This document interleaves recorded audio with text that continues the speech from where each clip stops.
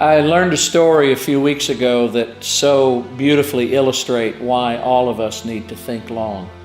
It was about 100 years ago that a Pentecostal church in Stockholm, Sweden, sent two missionary couples, David and Svea Flood and Joel and Bertha Eriksson, to the Belgian Congo in Africa, which is now known as Zaire.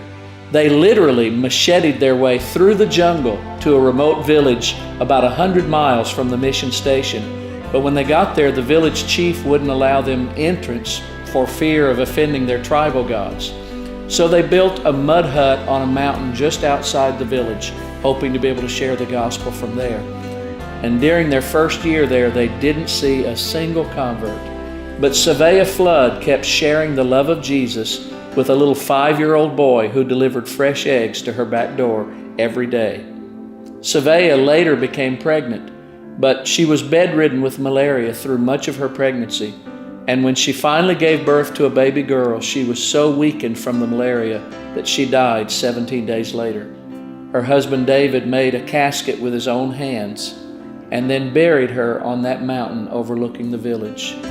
But something broke within him as first grief and then bitterness flooded his heart. And so he gave his newborn daughter to the Erikssons, and he returned to Sweden with dashed dreams and a broken heart. He spent the next 50 years of his life trying to drown his sorrow with drink, telling everyone he never wanted to hear God's name again.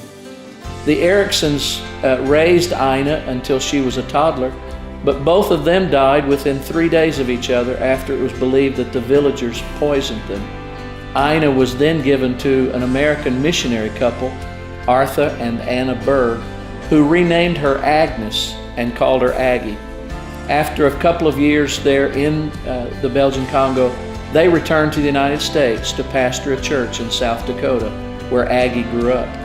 After high school, Aggie went to an Assembly of God Bible school in Minnesota, where she met and later married Dewey Hurst, and together they served several Assembly of God churches as pastor before Dr. Hurst eventually became the president of the Northwest Bible College in Seattle. On their 25th wedding anniversary, the college gave them a special gift, a trip to Sweden. Aggie's sole purpose was to find the biological father who had abandoned her 50 years earlier. And so they searched Stockholm for 5 days without a trace. But on the last day before their return to the States, they got a tip that led them to the 3rd floor of a ramshackle apartment building in a bad part of town. And there, surrounded by empty liquor bottles, they found Aggie's dad on his deathbed with a failing liver.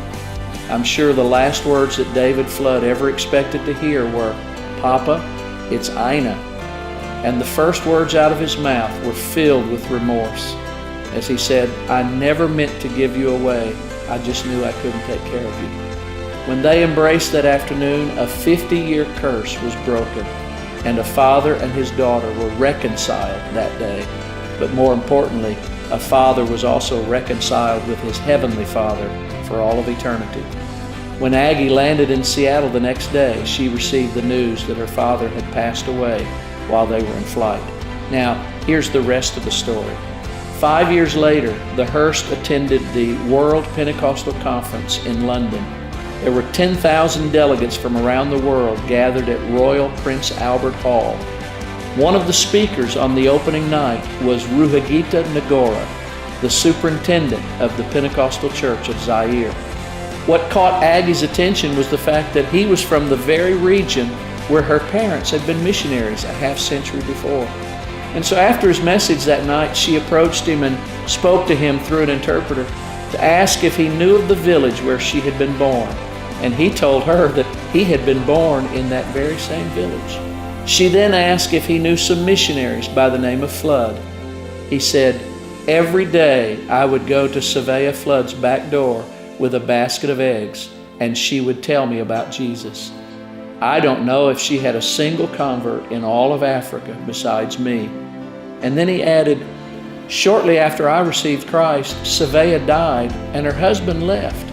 They had a baby girl named Ina, and I've always wondered what happened to her." When Aggie revealed that she was Ina, Ruagita started to sob. They embraced each other like siblings who had been separated at birth. And then he said, "Just a few months ago, I placed flowers on your mother's grave. On behalf of the hundreds of churches and the hundreds of thousands of believers in Zaire, thank you for letting your mother die so that many of us could live."